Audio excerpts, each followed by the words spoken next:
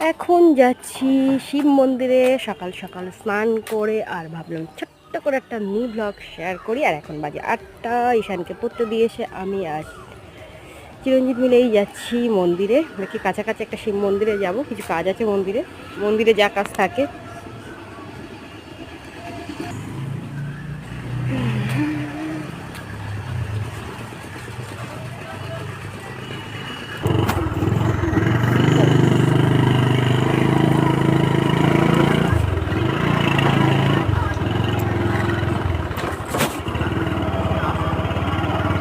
তো আমরা বাইকে করেই যাচ্ছিলাম, কারণ মন্দিরটা ছিল বেশ অনেকটাই দূরে। তো মন্দিরে আমরা চলেই এসেছি প্রায়।